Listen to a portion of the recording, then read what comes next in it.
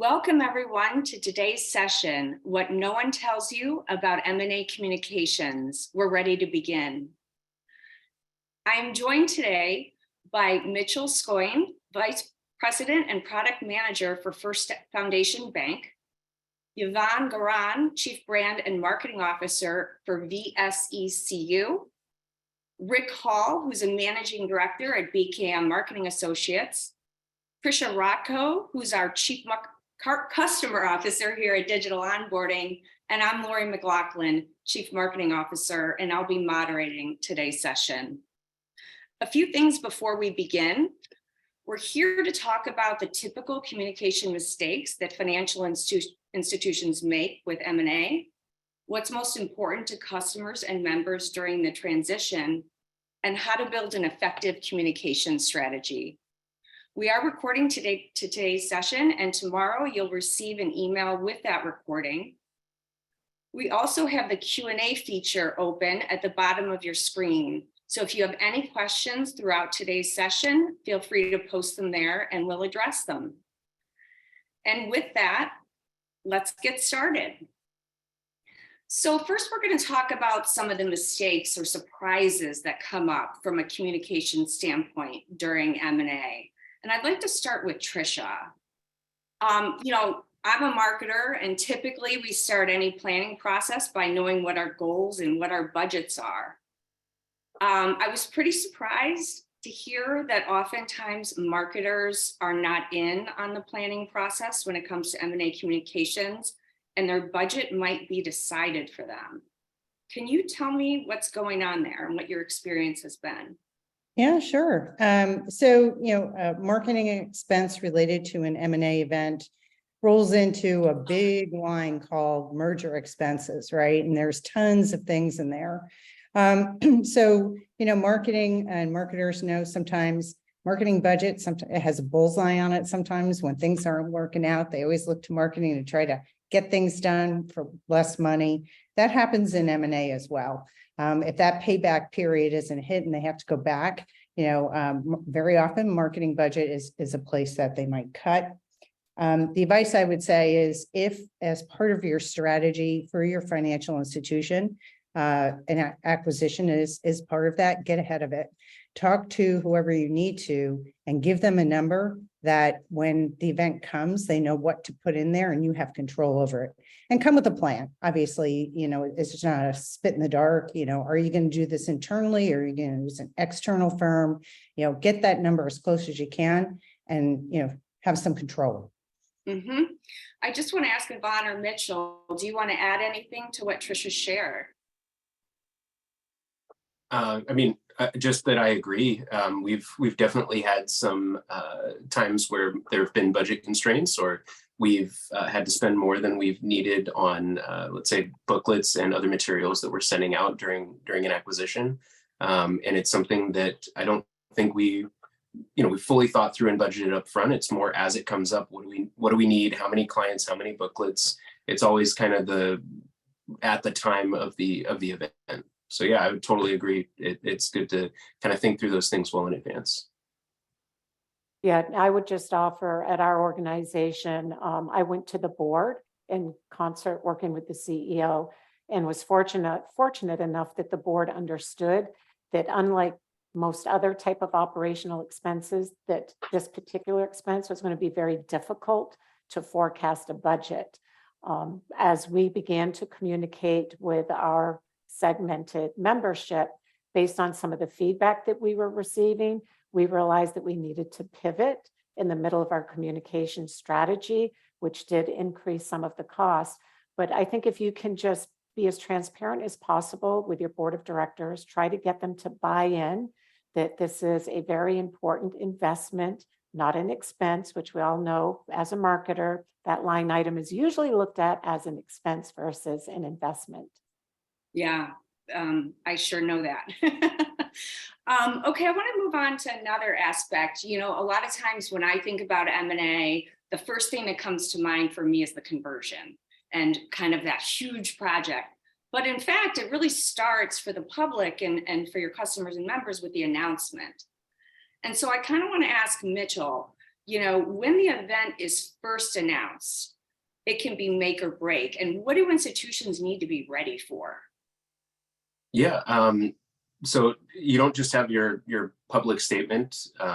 It's really important that you're thinking through all of the other aspects of communication, most importantly internally, to your staff, the staff of the acquiring bank, and the clients on both sides as well. And those messages need to be really framed in the right light. And you need to put your best foot forward. This is really your first impression to a whole new audience. So I would say that it's really important to take time to craft each of those messages and make sure you understand your target audience, what's important to them, what they're going to be scared about. Obviously, employees are going to be anxious about their jobs. You'll have clients that are worried about disruption to their day-to-day banking operations. So there needs to be assurances in place, and there has to be some logical reasoning behind it. This is what's happening. This is why it's happening. This is how it's going to impact you.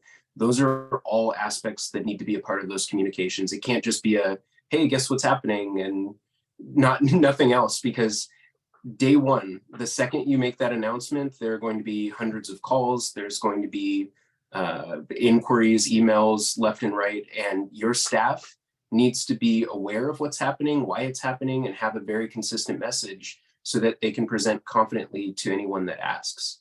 So I mean, again, yes, it's make or break day one, and everyone needs to be informed. Otherwise, there's confusion and frustration. Yeah, no, I could definitely see that. And this is a perfect place for me to turn to Rick, because this is BKM's business, right? And so Rick, thinking about this, there's the initial announcement, there's the conversion, and there's all this space in between. What advice do you have for marketers about things they need to be thinking about or mistakes to avoid during that critical period? I think one of the biggest challenges is with any change, in M&A in particular, is the thought that you get very caught up in a very finite period of time. This is a duration exercise. And so you really need to be prepared at the very onset of communicating to both your employees. I think I completely agree with Mitchell. I think, we spend a lot of time talking about customers and members. Employees are really your gateway to effective messaging, almost more than anything else that you can do. If you're not being transparent with them and you're not giving them the information, it's very difficult to overcome skepticism that customers or members may get from interfacing with people that they do business with on a day in and day out basis. If they're not informed, then no matter what communication you send out to them, you're going to have skepticism. But I think it really becomes looking at the totality of the time frame, right? I mean, I think you have to figure out where your opportunities are going to be. Obviously, there's a big push at the very beginning because there's a lot of pent up information that people think that they want to get out. That's critical, both publicly and within your organization. But then there are other periods of time too, right? These don't happen over a series of weeks, they happen over a series of months. And in some cases, we have clients that go over a year from the time that they announce until they actually convert. And depending on the regulatory environment, the complexity of the integration that's going to take place, the core systems that you have to work with in order to schedule all of that, it can take quite a period of time. So it's really important to understand cadence, frequency, and relevancy of the information that you need to communicate to keep people engaged and not give them, you're going to have dark periods. That's completely fine. You don't have to make stuff up to feel like you're forcing the issue. But when you do have stuff to communicate, be very deliberate about it and be very clear about what it is. If you're asking people to do something, be very clear that you're asking them to do something. If you're not, and you're telling them that it's just for informational purposes, be clear about that. And we're just keeping you informed. There's nothing you need to do. Nothing's changed. So that you can separate things that are really critical from the things that just happen to be the normal course of business. Yeah, that's really good advice. I mean, really for any marketer, right? Make your call to action clear and apparent. There was something you said when you kind of started speaking, and I think it's really true, which is, if people feel unaware or caught off guard, it's the worst thing that could happen, whether it be employees or your customers or members. So I wanted to turn this back to Yvonne. I understand that VSECU did the largest credit union merger last year with New England Federal. Can you tell us like your process for starting to communicate? How soon in advance did all that stuff happen? Sure. I'll start off by saying that we are still communicating with our members. So for some credit unions, your bylaws may dictate that your membership must vote in favor of the merger. I think that's different than banks.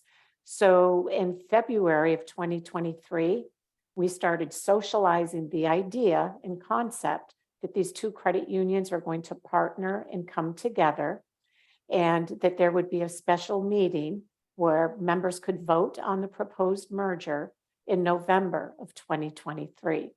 So from February to November, our communication strategy was around creating awareness. I still use that old adage, 3 to 8 to motivate. It takes that many times to get a message in front of someone before they absorb it. And we really needed to activate our membership to go out and vote. We knew that there were going to be some older legacy affinity members who would oppose the merger. So our communication strategy prior to the actual merger happening was focused on awareness and a get out the vote campaign. Then once the vote passed and the merger passed, now we have pivoted to a conversion communication strategy. So we are just getting ready to start our first drop, just giving our members the heads up that this is going to happen. We find that when our member consumers come into our branches, either VSECU or New England Federal Credit Union, still some members don't even know that we've merged yet. Wow. So all I can say is you can never over communicate. Use every single delivery channel, point of contact that you can think of to push out the communication. I think that's solid advice. I see Mitchell smiling there, and I know he agrees with you.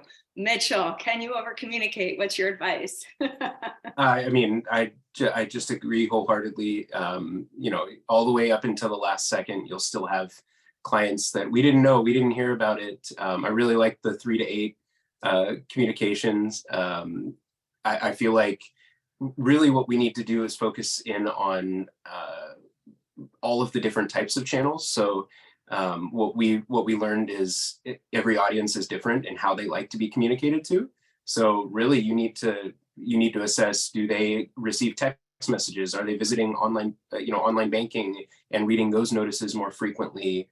The institution you're acquiring might not act the same way that you do and have different ways of doing things. So, that's something that we've had to take into consideration and make sure we're communicating through channels that they're used to receiving communications, not just how we would prefer to receive it. I think that's if I can just add in, Lori, Yvonne brought up a really great point. For any great marketer around M&A, you really need to do a deep dive into every single stakeholder that you have throughout the process. Some of them are really apparent, some of them are not. And so when you do have things like votes that need to take place, which happen for members in the credit union space, but they also happen for mutual banks in terms of corporator votes. So, it's not as cut and dry as making an announcement, filing an application, coordinating with your core, and then picking a date and then waiting for the regulators to give you a thumbs up. There's a whole stack of stakeholders that you as a communicator need to take into consideration. It can be very minimal, but it can be pretty material if you have oversight around any particular segment. Yeah, good point. I just want to remind the audience, you can post any questions in the Q&A feature at the bottom of your screen. Okay, so we're talking about this fact that you cannot over communicate. No matter what you do, it seems some people are going to say they hadn't heard about it. And so the advice being just you know, whether it's 5 to 8, just make sure you communicate enough and early enough. As we think through other surprises that can come up, the timing can get tricky. And so I was wondering, Rick, you know, when you think about backing things up from an announcement date or conversion date, educate us on some things that could get in the way with scheduling and things like that, that you might not even realize until the last minute. Yeah, I think for institutions that go through this for the first time, there's a scramble to kind of work with your core providers and figure out what your conversion and your deconversion dates are. And then kind of back into what your regulatory requirements are for communication, what needs to go out when and how many days in advance you need to notify, the information that needs to be included. But one of the things that you also need to take into account as an institution is you need to think about, more so than the conversion weekend, you need to think about the time frame building up to when things need to get finalized and communicated. People take vacations. You can find times when we kind of bookend the years around M&A activity seems to happen kind of in the first quarter and a half and then the last quarter and a half of the year for some reason.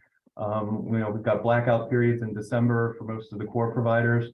So, you know, you end up with this log jam of time and really critical resources that are needed, particularly in the legal and compliance areas, as well as in the product areas, that need to make sure that they're very clear in the early stages of what's going to be required of them and what's going to be needed of them. And not just looking specifically at the conversion weekend, but the time that materials need to get finalized and signed off on. That's a period of, you know, 60 to 90 days prior to the conversion that you're going to need to make sure that you secure those resources and communicate as early as possible when you're going to need them. Yeah, and Mitchell, do you want to speak to this? Because I know you've encountered these challenges with scheduling. I mean, exactly what you described. You know, we've run into that previously. So, you know, just because we have that 30-day legal requirement to communicate something and we're working towards that date, doesn't mean we can wait till the last second to get something done. We ran into vacations at our print vendor, delays there that really got it really close for us. And, you know, one of the lessons learned for us is just over prepare. Like you said, instead of that 30-day window, you should be looking at the 60 to 90-day window when preparing materials, especially if there's any sort of other timelines that are reliant on that or legal communication requirements. Those absolutely should be considered up front. Great. I think that's solid advice. Trisha, you have something to add? Yeah, yeah. Another thing that people don't think about until, you know, somebody pencils something on a calendar is what else is going on at the financial institution. Were you planning on launching a new website? You know, potentially changing your digital banking provider or any other major projects that either are going to have to come to a grinding halt and, you know, readjust expectations on that, sped up, or, you know, sadly, maybe even happen concurrently, which, you know, just throws everybody into a tailspin. So, you know, in addition to thinking about what dates you need to hit, what else has the financial institution committed to? Because a lot of times these events are, you know, you think it's going to close in Q1, but it gets delayed. But meanwhile, you have to operate as a business. You can't just delay everything, you know, on the hope that this transaction will actually happen. And Yeah. I think to your point there, Tricia, as well, you know, people have to be cognizant of resource constraints. You know, the size of the institutions, you know, most of them being, you know, not of sizable enough assets to be able to employ full-time M&A teams necessarily. They tend to turn to technology resources, legal and compliance resources, duplicative resources that are needed in all these other activities as well. So not only their day-to-day jobs, these other initiatives that you're talking about, but also within the conversion. And we can tap product people and think that they want to review materials, where at the same time they may be building new products in order to effectively allow, you know, the migration of a product set from one institution to another happen in the first place. So, I think it requires a lot of flexibility, and it requires, this isn't the only thing on everyone's plate. And I think if you can make that acknowledgement at the very beginning, when you build your team and say, listen, we understand everybody's got a lot of different things. It's not always the same thing, but we've got to come together. And my job from a communications perspective is to help manage your time so we're not spinning wheels. And when we need you, we need you. When we don't, we'll give you the time and we'll give you enough heads up, because these are pretty frenetic times, and they can, no matter how far ahead you plan, you're always feeling like you run out of time. So, it's just a reality and kind of a best practice that we've seen over a number of years. Yeah, good advice. I want to shift on the conversation a little bit. We've been talking a lot about what happens inside the walls of the institution. But I'd like to talk to Yvonne about the 2022 merger with New England. Something, I guess, a little surprising happened in that the community and the media really had a lot to say. Can you tell us the story of what happened and how you addressed it? They did have a lot to say, and it wasn't always very positive. So I'll just give you a little bit of background information. So this merger between VSECU and New England Federal Credit Union was one of the largest credit unions in Vermont, and also in the New England area. And for the VSECU brand, if there are any credit union marketers listening today, you know that most credit unions have a small and very loud affinity group when your credit union was first developed. For us, it was state employees. And then, of course, throughout the years, as regulations changed and the laws modernized so that more people could choose to bank with credit unions, we shifted to a community-based credit union. What we did not prepare for was the number of legacy and affinity-based members and local markets that would see this as somehow predatory and bad.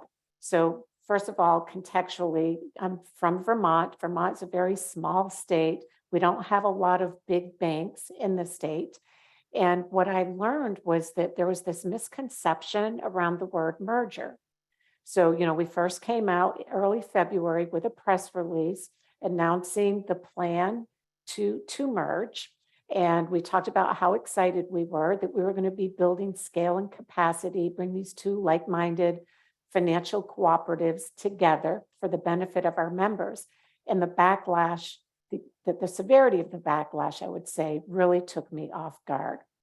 So what I found is that not only did we have to help communicate effectively so that members understood the value add of this partnership, but I also had to dispel the difference between a merger and an acquisition or predatory acquisition. So when I talked earlier about get the buy-in from your board, when it comes to financial resources, just be prepared that you might have these unknown curveballs thrown your way, and be prepared to be as responsive as you can.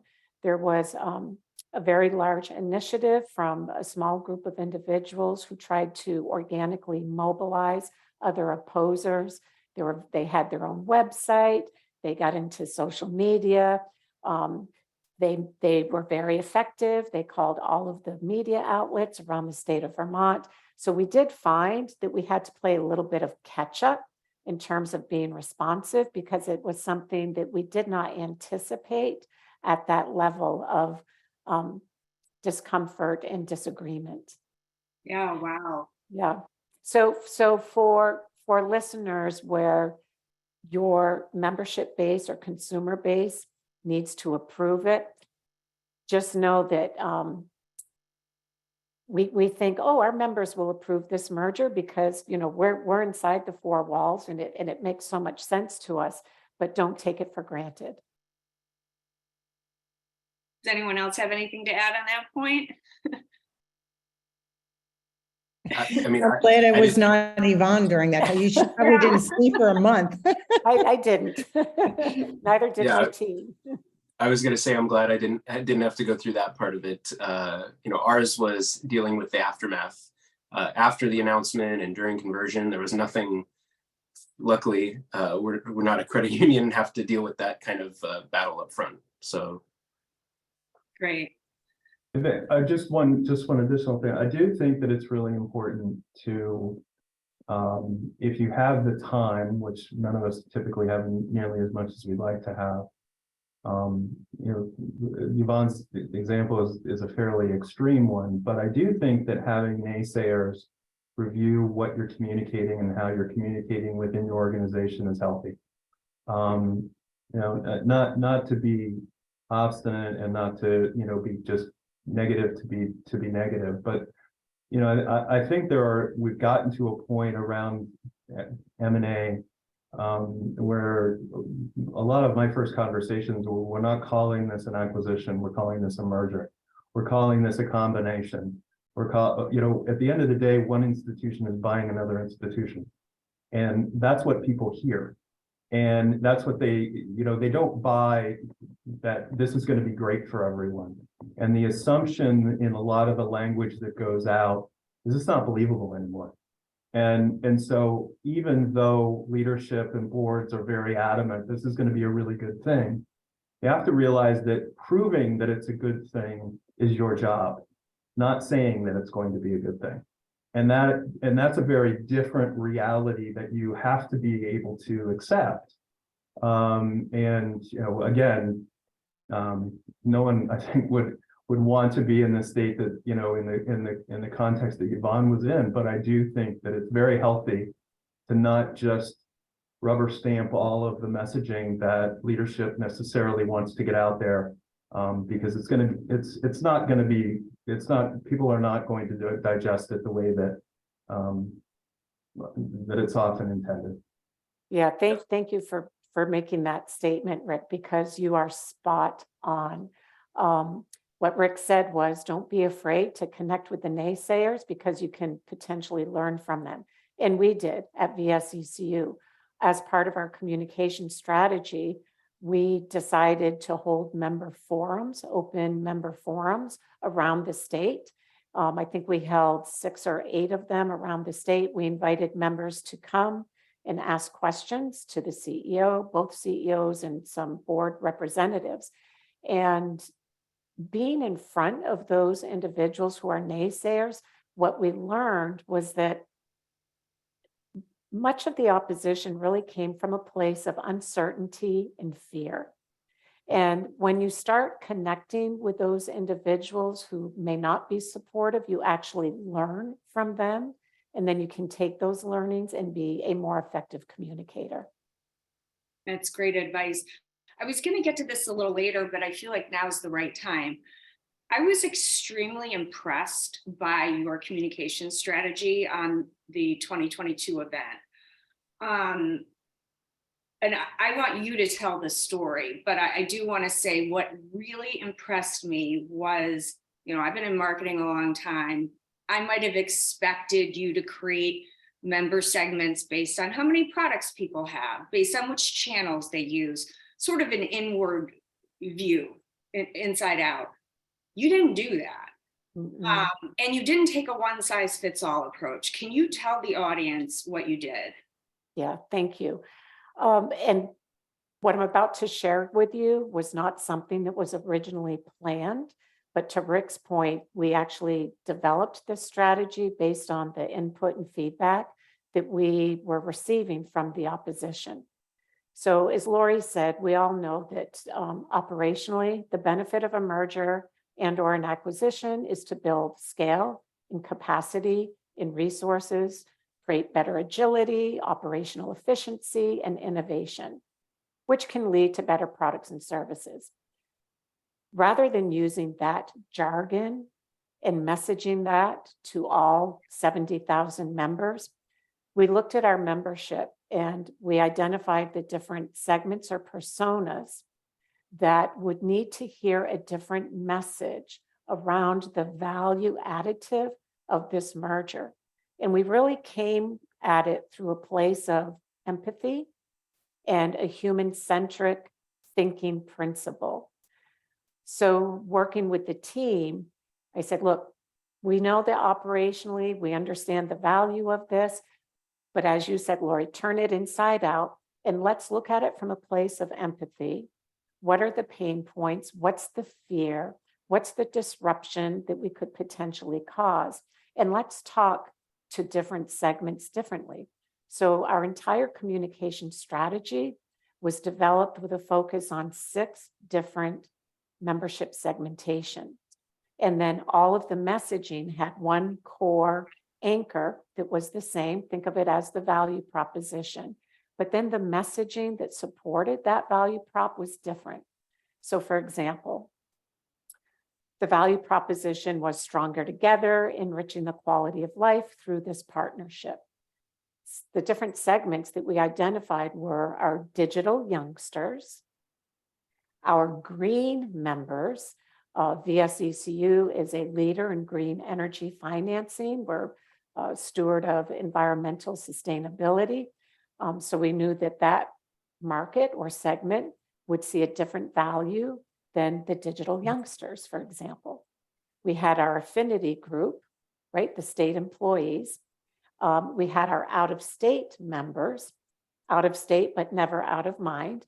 And then geographically, we had the Northwestern area, which Burlington, Vermont is the metropolitan area, if you will, in Vermont.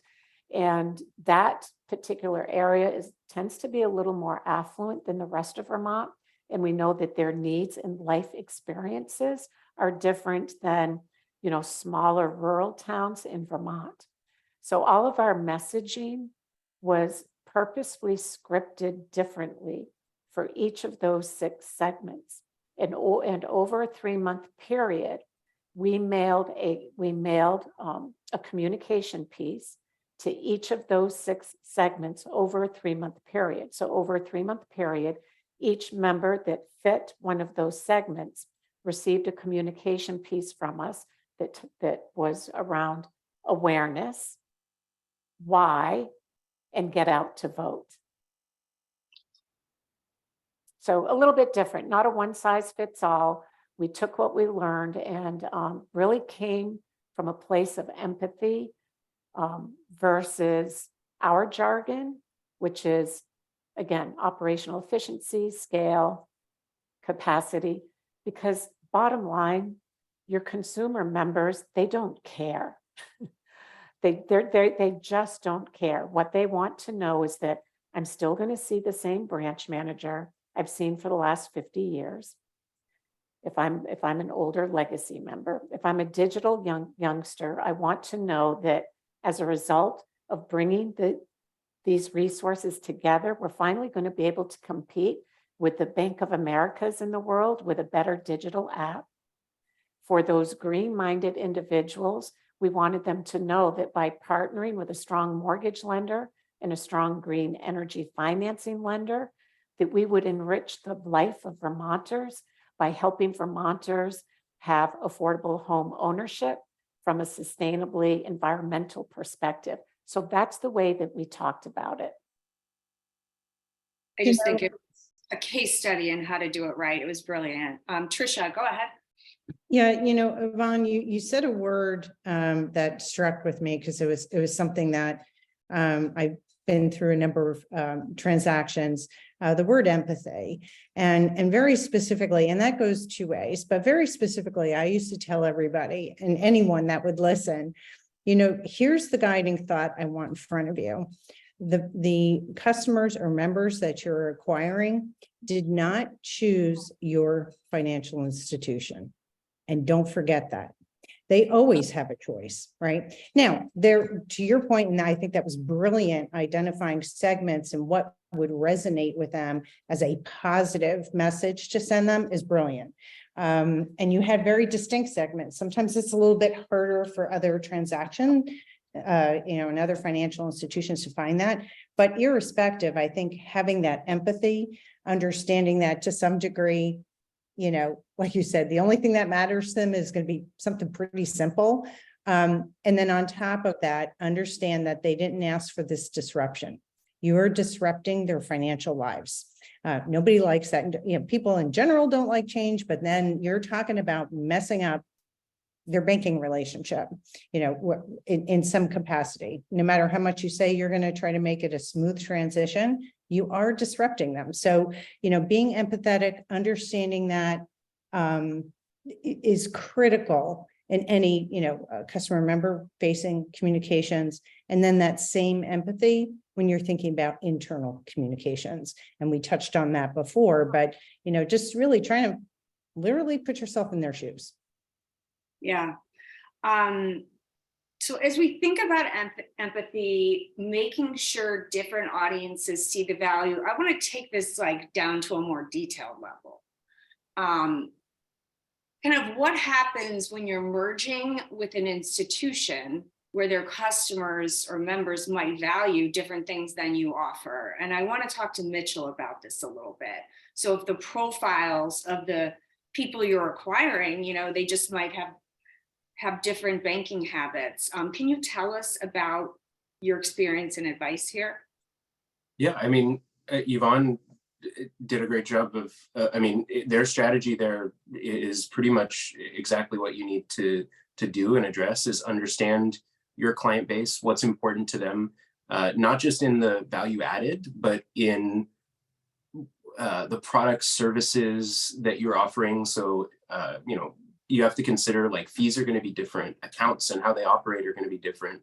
Online access, mobile banking access is going to be different. So not so much on the communications, but when considering how things are going to go at conversion, how things are going to be received. We talked a lot about listening to the client base, but a big portion of that is also listening to the acquiring bank staff. The frontline staff should be involved in some of the planning, some of the thoughtfulness that's going into these communications. They're the ones that communicate with these clients every single day and will know how that'll be received. If they're losing certain aspects of their day-to-day process, that's something that they're going to be able to call out and say, this is going to be a pain point to these clients. We need to come up with some sort of accommodation. And I know we all have our own policies, procedures to keep in mind, but you know, we tried to make accommodations wherever there were recommendations from that staff, from any of the staff, making sure that they had a say. And a big part of I think what everyone has been talking about is that thoughtfulness that goes into communication. And one of the strategies that we had, and it sounds like Yvonne probably had the same, was creating like an isolated communications committee, and make sure that the stakeholders within that committee are from every aspect, not just executives deciding timelines and deciding messaging, but components of everybody from compliance to operations to retail, loans, deposits. Everyone should have a say and some sort of feedback on what's being communicated, how it's being communicated, because they might have a perspective that you didn't think of. And again, utilizing the acquiring bank staff, they're going to be your best resources in understanding the right terminology to use, the right language to use, the right way to phrase things. And we've made this point a couple of times, but they should be informed before the clients are, because they're within 5 seconds of them getting that communication, they're going to be on the phone with those clients. And if that's a surprise to them, it's an uphill battle from that point all the way to the end of the conversion. So again, getting them involved and making sure that they're a part of the communications and are aware prior to anything going out. I think that helps kind of clear up any of that confusion. Absolutely. Rick, let's talk a little bit about employee communications. I said earlier that maybe the worst thing that can happen is having customers and members that feel uninformed. I might want to take that back. Maybe the worst thing that can happen is for someone to walk into your branch and have a member of your staff say, I don't know what's going on, they never tell me anything. Can you talk about this phenomenon and what you need to do here? Well, I mean, it's not an overly complicated thing, right? I mean, I think if you take a step back and put yourself in the shoes of who needs to know what, and when do they need to know it? And Mitchell talked about channel, what's the best way to communicate? I think one of the biggest mistakes that we make, particularly when we communicate with our employee bases, is we change the way that we typically communicate. There's a knee-jerk reaction, I think, for some leaders to feel like they need to shift and not communicate in a way that they've communicated in the past. So if you have you have different hierarchies of groups that you get together that you meet with on a monthly or a quarterly basis, but then all of a sudden, rather than doing small team meetings or management meeting, you're now bringing every single employee into a Zoom session less than 24 hours before that session is scheduled. That sets off a lot of alarms, right? So in some cases you can't get beyond that, but at the same time, you have to make sure that you're continuing, anyone from a leadership perspective continues to communicate in the way that people expect them to communicate. If you're not an over communicator as a leader, but somebody else, a COO or a head of retail or head of lending or someone else seems to be more of the spokesperson, you need to get people comfortable and you need to have credibility with people that they've heard from before. If somebody just shows up and then starts talking, people are really trying to figure out, why is this so different? And clearly this person's speaking because there must be something that they're not telling me. And that's just human nature. And we all kind of feel that, but it's important to make sure that you're aware of it. It always happens. But when you're aware of it, it tends to, at least you acknowledge it, back to Yvonne's point of empathy and putting yourself in a situation where, what happens to the person you just literally went through employee orientation yesterday, and you're making this announcement. Yeah, good point. So I hear you saying at least a couple things. Make sure, you're planning for what people need to know when they know it, but maybe even more importantly, make sure you're delivering it in a way that's consumable by them. And you could have cultural differences. Mitchell, I'm going to turn back to you, because I know you've had experiences where perhaps you're acquiring an institution in another state or something, and just might have had to adjust your communication style to relate to the new team well. Is there anything you want to share on that? Yeah, I mean, I think it really speaks to a lot of what we've been talking about, is really understanding not just your client base, but your employee base. So not only will they be more receptive to one thing or another, we talked about comfortable forms of communication. There might be ways that they've been receiving communications historically, both employees and staff, that are familiar and comfortable to them that we're not aware of.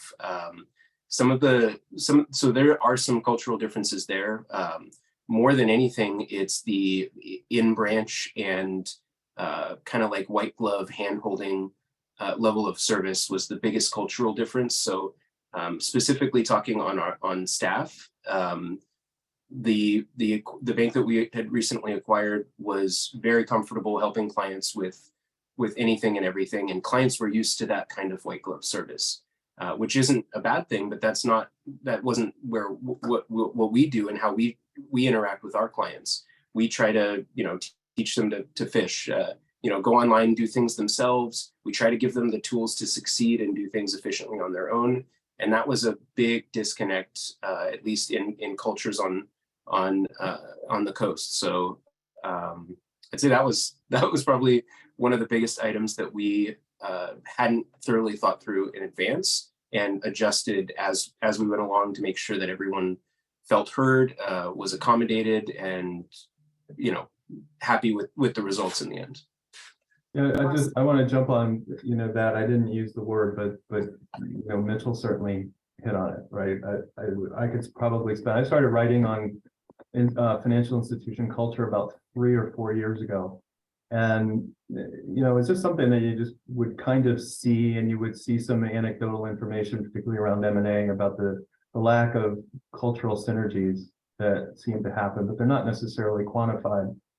And, I would probably make a broad statement that culture is one of the most underappreciated elements of due diligence in any one of these transactions. And I honestly can't think of one that would outweigh that. There may be some that are equal, but we see more instances of, if you ask the question, what the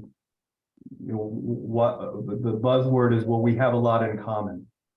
We have very similar histories. We have very similar processes about thinking about our customers and our members, and we're customer first, or we're member first, and we take care of our members and our customers. A lot of very, very generic language that frankly is not substantiated anywhere. And the only people are the people on this call, and probably the people listening and watching, are the people that really are the ones who are going to have to be front and center to deal with this. Because it's a real, in my opinion, disservice to not take a real look at cultural differences. It doesn't mean that it needs to be a deal breaker, but it does need to be a very, very considered aspect of due diligence that leadership is going in. And the second part of that we've kind of proven out in a number of our engagements over the last couple of years. Most institutions, honestly, particularly from the leadership perspective, don't even know what their own culture is. They don't know what the value culture, they know what the mission and the vision are. They know what kind of the buzzwords are, but it takes a really special leader to have a real firm grasp on understanding the nuances and the elements of what culture ultimately means within an organization and what it contributes. And then conversely, to translate that into a combination with another institution to figure out how to do this in a way that you're truly appreciating what their culture and why their culture brought them to a place where you want to partner with them. And they aren't necessarily the same things. So while it isn't necessarily a deal breaker, and it isn't one of those things that's as easy to analyze as credit risk and the financials, I would argue it's just as important in determining whether something's going to succeed or fail, or really just muddle along for a long period of time because you just really don't know how to tackle it because you're afraid people are going to leave. And at some point that becomes this, you work out of fear as opposed to operating an integration out of working and playing to people's strengths. And it doesn't, and it's when you're in a replacement mode, that's one thing. If you're really in the mode of being, and saying, well, that's great, we appreciate that, we'll do what we can, but it's probably not going to happen, is a very different, although honest, way of approaching M&A versus when you make the commitment that we're very similar and we've got a lot of things in common. We're really going to bring the best out of each organization into this new combination. That is a lot of work. And I think everybody who's involved needs to appreciate what that takes to make that happen. I'm really glad you made those points about culture, because I believe it. I believe it could easily make or break the success of a deal. In our remaining minutes, I just want to remind the audience there is a Q&A function at the bottom of your screen. But I want to spend a little bit of time just kind of going around the virtual table, talking, I guess, basically sharing pieces of advice about how to communicate or things to keep in mind during the transition with respect to communications. And Trisha, I wanted to start with you. I know the name of this event has the word communications in it, but I always like to say, you can communicate with someone 100 times. It's not the same as helping them. And so I know you happen to agree with that, which is why I'm asking you this question. For marketers on the phone, what advice would you give to them as they think through and plan their communications around M&A? Yeah, it's hard to distill it down to just one or two bullet points, but I just reiterating what Mitch and others have said. Think about every possible channel, and there is no. We're communicating too much. One channel that you might not be thinking about and is actually holding Q&A Zoom meetings.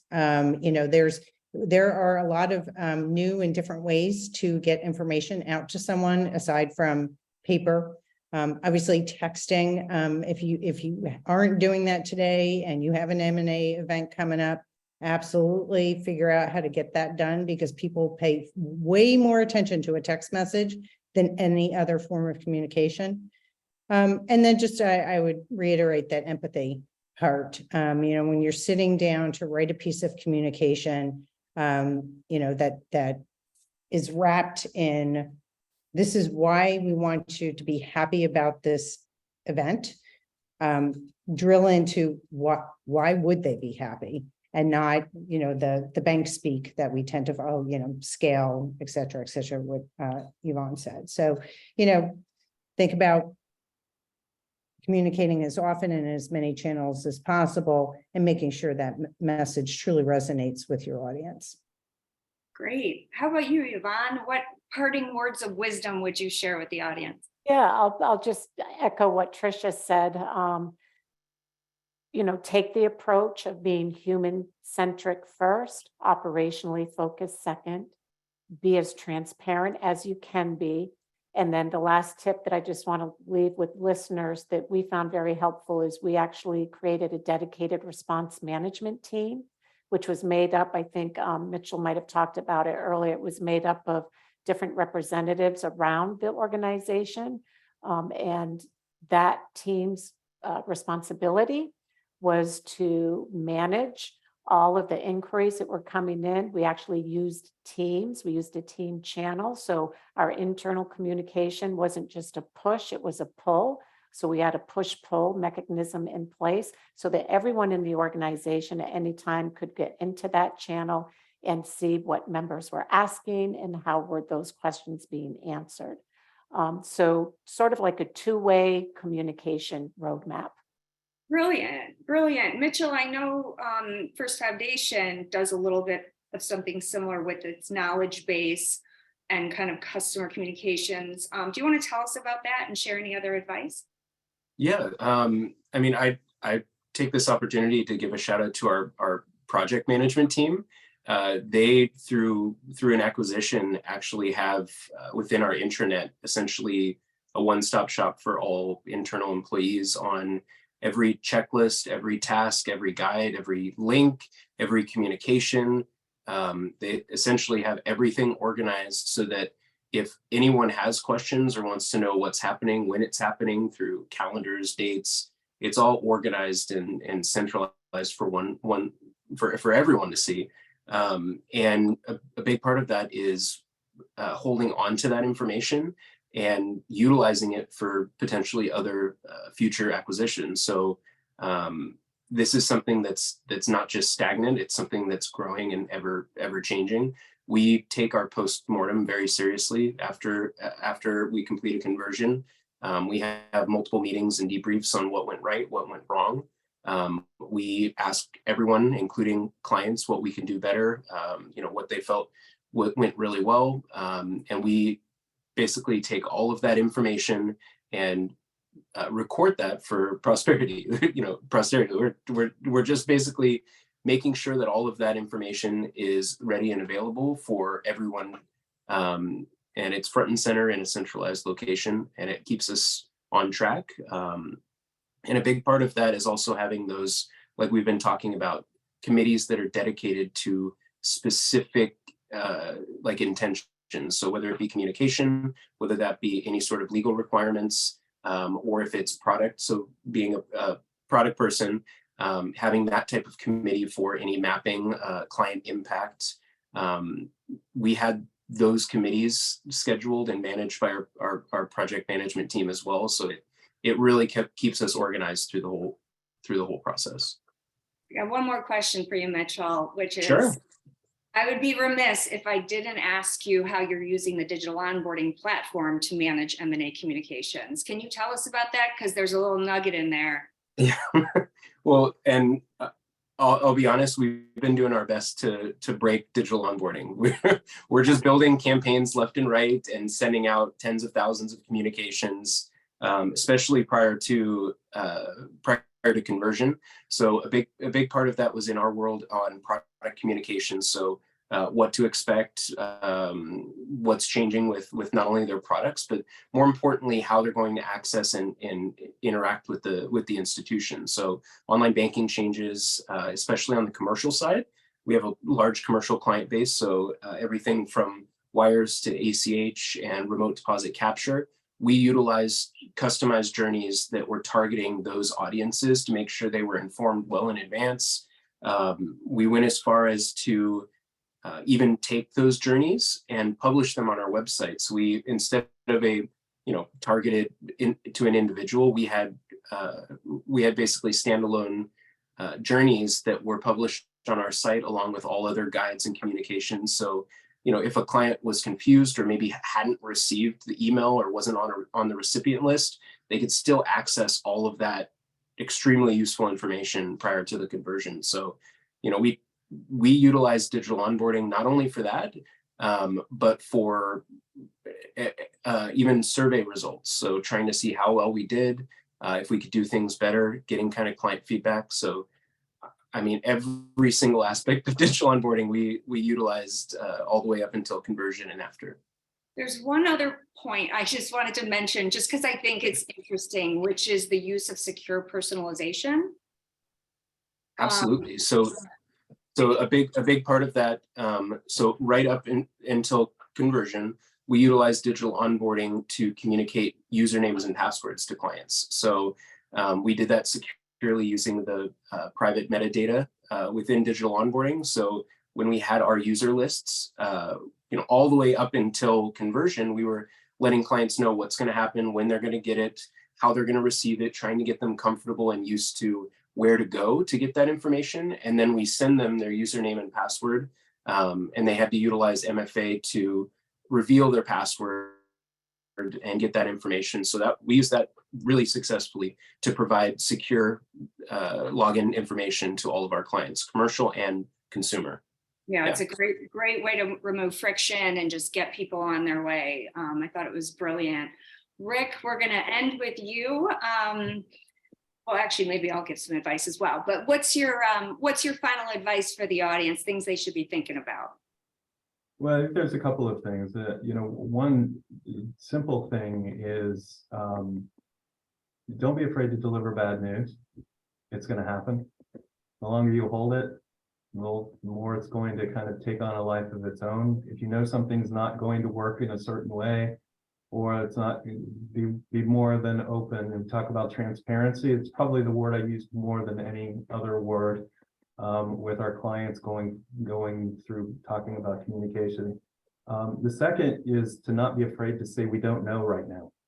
And we have a lot of kind of silent periods when people expect you to know the answer to what is going to happen and how is it going to directly impact them.